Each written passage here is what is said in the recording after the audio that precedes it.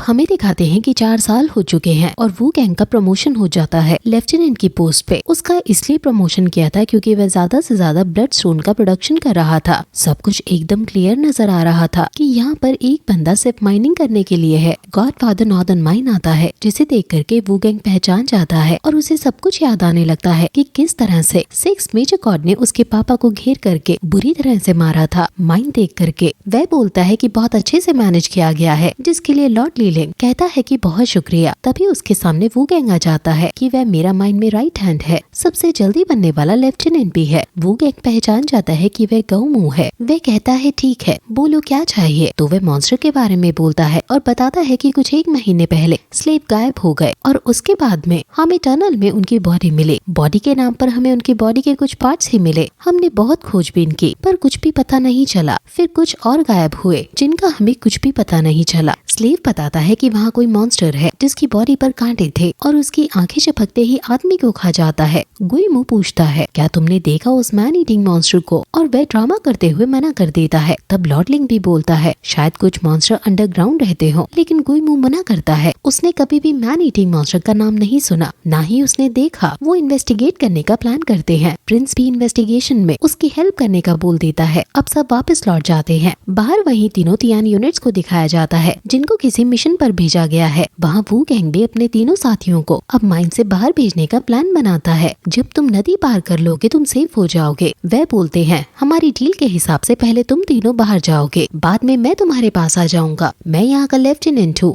अगर हम सब एक साथ गायब हुए तो वह समझ जाएगा। किसी भी जगह ज्यादा देर तक नहीं रुकना। बाई इमोशनल हो जाती है और वो तीनों वहाँ से चले जाते हैं। हमें एक कपल को दिखाया जाता है जो कि किसी दूसरी दुनिया से ह्यूमन वर्ल्ड में आए थे किसी की तलाश में। अंदर माइन में मॉन्स्टर को इधर से उधर भागते हुए दिखाया जाता है। माइन में मॉन्स्टर दिखता है। सब उसे पकड़ने के लिए उसके पीछे भाग रहे थे। तब प्रिंस सामने से उस पर हमला करता है पर मॉन्स्टर उससे बचता हुआ एक वेस्टेज के बकेट को प्रिंस के ऊपर उड़ेल देता है जिससे उसके ऊपर से बदबू आने लगती है। सोल्जर अपना मुंह बंद करते हैं। प्रिंस सोल्जर्स पर गुस्सा करके चला जाता है। वहाँ बाहर तीनों को गॉड जू ही नजर आता है। वह कुछ नहीं करता तो वह तीनों उसके पास से गुजरने लगते हैं। वह उनको रोकता है और बाई के लिए बोलता है कि मुझे खुशबू कुछ जानी पहचानी सी लग रही है। इस लड़की के इसमें यूनिक डिवाइन है। आशी बोलता है मेरे दोस्त क्यों मजाक कर रहे हो, हम सब आम इंसान हैं। हमने तो कभी गॉड को देखा भी नहीं है। जूही कहता है मैं हूँ गॉड। ये सुनकर ये तीनों डर जाते हैं पर हाँ ये सच है कि लड़की एक इंसान ही है। आशी बोलता है मैं भी तो वही कह रहा हूँ, शायद आपसे कोई गलती हुई है। अब वो उसके नजदीक आने लगता है तो तीनों वहाँ से भागते हैं पर जूही उन पर अटैक कर देता है। वहीं माइन में प्रिंस अभी भी उस मॉन्स्टर को ढूंढ रहा था और ढूंढते समय उसे वू गैंग मिलता है जो कि घायल था। वू गैंग बताता है कि उसने देखा मॉन्स्टर को टनल में और वो जब उसके पीछे गया तो वह बहुत ज्यादा भयानक और ताकतवर था। उसने मुझे सिर्फ इसलिए जिंदा छोड़ दिया क्योंकि वह तुमसे कुछ कहना चाहता है, तुम्हारे तक वह अपनी बात पहुंचाना चाहता है। तब उसका बेटा पूछता है क्या कहा उसने, तो वू गैंग बताता है कि माइन में किसी ने उसे गुस्सा दिलाया है। हम पर मुसीबतों का पहाड़ टूट पड़ेगा और यहाँ अशांति फैल जाएगी। ये सुनकर के लॉर्ड लीलिंग का बेटा जिद करता है कि आप मुझे वो मॉन्स्टर क्यों नहीं पकड़ने देते। लॉर्ड लीलिंग उसे समझाते हैं कि वह बच्चों के खेलने की जगह नहीं है, वह माइन बहुत ज्यादा खतरनाक जगह है। पर बेटा उस पर नाराजगी जताते हुए कहता है कि आप प्यार ही नहीं करते, वरना आप ऐसे नहीं करते, मुझे उसके साथ खेलने देते। तब लॉर्ड लीलिंग उसी पर गुस्सा करते हैं कि तुम मेरे बेटे हो और मैं तुमको कुछ भी नहीं होने दे सकता, और एक पहाड़ पर हंटिंग करने के लिए भेज देता है। वह भी खुशी खुशी वहाँ से चला जाता है। लॉर्ड लीलिंग वू गैंग को आराम करने को बोलता है और इस जगह उसके फेस पर स्माइल नजर आती है क्योंकि उसका प्लान सक्सेस हो रहा था जैसा वह चाहता था। बाहर वो तीनों भाग रहे होते हैं और बाइक के पास जाता है। तभी वो कपल लेडी वहाँ आ जाती है और उसे रोकती है जिसे जू ही जानता था। लेडी उनसे कहती है मैं इसे रोक कर रखती हूँ, तुम सब भागो, और उन दोनों के बीच में इस जगह फाइट होने लगती है। तभी वहाँ पर उस लेडी के साथ वाला बंदा आ जाता है और अब दोनों मिलकर के जूही पर अटैक करते हैं। जूही दोनों को बराबरी की टक्कर देता है जिसमें उसे चोट भी लग जाते हैं। वही माइन में एक और यूनिट गॉड आता है। लॉर्ड का बेटा जो शिकार कर रहा था जंगल से गायब हो जाता है। फैंग वू गैंग को कहता है मैंने सुना है तुम्हें किसी मैन ईटिंग मॉन्स्टर ने चोट पहुंचाई, इसलिए तुमको मिलने चला आया। वहाँ लॉर्ड लीलिंग सभी को उसके बेटे को ढूंढने का आदेश देते हैं, लेकिन तुम घायल हो इसलिए तुमको आराम करने को कहा है और अगर मेरी जरूरत हो तो मुझे बताना। और अब जंगल में ली नेजा को एक पेड़ से उल्टा बांध करके लटकाया गया था। वही मॉन्स्टर उसके सामने आता है जो वू गैंग ही था। वह उससे पूछता है तो कैसा फील हो रहा है, ऐसे से लटक कर। छोड़ो, तुमको कैसे पता होगा? ली नेजा उससे पूछता है, तुम ये सब क्यों कर रहे हो कि मैन ईटिंग मॉन्स्टर का ड्रामा? तो वू गैंग उसे बताता है कि क्योंकि उसे बहुत से स्लेव्स को आजाद कर दिया, वो उसको सबक सिखाता है क्योंकि वो लोगों को टॉर्चर करता है, उनसे काम लेता है, उन्हें भूखा रखता है और वो ली नेजा को हिट करने लगता है। वो उससे काफी बातें पूछता है लेकिन नेजा बताता है कि मेरे फादर की ट्रेनिंग में एक्सपर्ट है, लेकिन जिसकी वजह से एक गॉड उसे नाराज हो गए। उन्हें मेरी और अपनी जिंदगी बचाने के लिए उन्होंने गॉड के लिए लाइफ टाइम उस माइन में काम करने का वादा किया। हम भी तुम्हारी तरह गुलाम है, मैं बाहर भी नहीं जा सकता। मैं मानता हूँ मैं गलत था, पर मुझे कुछ हुआ तो मेरे फादर बहुत अकेले हो जाएंगे। वू गैंग उसे छोड़ने को बोलता है पर कुछ सवालों के जवाब उसे देने होंगे। वह बताता है कि उसके पापा को मजबूर किया जाता है की ट्रेनिंग सिखाने के लिए। ये एक ऐसी स्किल है जो इंसान को उन्हें गॉड के क्लोज लाती है और वू गैंग सोच में पड़ जाता है। वू गैंग जाने को बोलता है जिस पर ली नेजा उसे कहता है, तुमने प्रॉमिस किया था मैं जब सब बता दूंगा तुम मुझे जाने दोगे। वू गैंग सॉरी बोलता है कि वह सब झूठ था और उसे कुछ याद करने को बोलता है। वापस उसको कल उसके सामने रिपीट करना होगा। अगर वह ऐसा करता है तो वह उसे छोड़ देगा। वू गैंग उसे छोड़कर वहाँ से चला जाता है और सोचता है कि कल वह ली नेजा को आजाद भी कर देगा, उन दोनों को भी सबक मिल जाएगा और इसके बाद वह भी वहाँ से हमेशा के लिए चला जाएगा। प्रिंस वू गैंग को बोलता है, तुम छुट्टी पर थे तो यहाँ पर क्या कर रहे हो? वू गैंग कहता है, मैं इतने दिन से आराम कर रहा था और मैं लगभग ठीक भी हो चुका हूँ। मैंने सुना है कि ली नेजा गायब हो गया है तो मैं ये देखना चाहता था। वो पूछता है कि क्या आपने देखा है उस मॉन्स्टर को? प्रिंस बोलता है कि मैं उसे जल्दी ही पकड़ लूंगा और तुमको अभी वापस जा करके आराम करना चाहिए। वू गैंग पूछता है कि क्या वह उसकी कोई हेल्प कर सकता है? प्रिंस पूछता है कि क्या यहाँ पर माइन में 10 साल के अंदर के कोई वर्कर है? अगर हाँ तो लड़कों को मेरे पास लेकर आओ। वू गैंग भी खुश हो जाता है कि वो बच गया। वहीं जूही घायल था और अब वो इंसानों की बस्ती में जाकर के गिरता है। वहाँ वू गैंग भी 2 लड़कों को लेकर के प्रिंस के पास पहुँचता है जहाँ पर एक मेजर गॉड था जिसको किसी ने घायल कर दिया था। प्रिंस वू गैंग को बच्चों को वहीं छोड़ करके जाने को बोलता है पर वू गैंग समझ जाता है कि कुछ तो गलत होगा और उसे ली नेजा की बातें याद आती हैं। उसमें उसने बताया था कि मेजर गॉड के घाव को भरने के लिए कुछ स्पेशल ट्रीटमेंट दिया जाता है जिसमें प्रिंस हमेशा हेल्प करता है। वू गैंग को समझने में देर नहीं लगती कि वे दोनों लड़के उसका खाना बनने वाले हैं, उन्हें यहाँ मरने के लिए लाया गया है। प्रिंस उसे जाने को बोलता है और अगर फिर कभी जरूरत हुई तो मैं तुम्हें जरूर कहूँगा। वू गैंग वहाँ से बाहर निकल आता है और बुरी तरह से वो फ्रस्ट्रेट भी हो रहा था कि वो सोचता है कि मैं तो सिर्फ उसको डराने के लिए मैन ईटिंग मॉन्स्टर को देखा हुआ कह रहा था, पर यहाँ तो असली का मैन ईटिंग मॉन्स्टर है। वो अपना गुस्सा कंट्रोल करने की कोशिश करता है क्योंकि कुछ ही दिनों में वो भी वहाँ से बाहर निकलने वाला है। वे कोई प्रॉब्लम क्रिएट करना नहीं चाहता पर उसे उन दोनों बच्चों के चेहरे बार बार नजर आते हैं। वह ये बर्दाश्त नहीं कर पाता और बच्चों को बचाने जाता है। वो लॉर्ड लीजिंग को ढूंढता है और उसे कहता है कि उसे पता है आपके बेटे कहाँ हैं। लॉर्ड लीजिंग पूछता है, मॉन्स्टर मिल गया क्या? वह कहता है कि ये मॉन्स्टर ने नहीं, मेजर गॉड ने किया है। लॉर्ड लीजिंग उससे पूछते हैं, तुमको पता भी है कि तुम क्या बोल रहे हो? क्या तुम्हारे पास में कोई प्रूफ है? तब वह कहता है कि उसने मुझसे 2 लड़कों को लाने को कहा। जब मैं उन्हें लेकर गया तब ली नेजा का शू भी मुझे मिला। वू गैंग उसे शू दिखाता है जिसे देखने के बाद लॉर्ड लीजिंग चौंक जाता है। उसे यकीन ही नहीं होता कि वह मेजर गॉड ली नेजा को भी खाएगा। उसने ये सोचा भी नहीं था, लेकिन ली नेजा भी उनके लिए सिर्फ एक इंसान ही बचा था। उसे खाना उसके लिए कोई बड़ी बात नहीं और लॉर्ड लीजिंग को बहुत गुस्सा आता है। वहीं उन तीनों को जूही घायल पड़ा मिलता है। आशी पूछता है, अब हम क्या करें? जब से जियांग बोलता है ये गोल्डन अपॉर्चुनिटी है, हमको इसको मार देना चाहिए, लेकिन पाई मना कर देती है। वहाँ माइन में लॉर्ड लीजिंग झगड़ता है। मेजर गॉड कहता है उसे कैसे पता? फिर प्रिंस लॉर्ड लीजिंग को रोकने की कोशिश करता है और कहता है मुझे पता है अपने चाइल्ड को लेकर के परेशान है, पर आप मेरे गॉडफादर पर क्यों शक कर रहे हैं? Lord leasing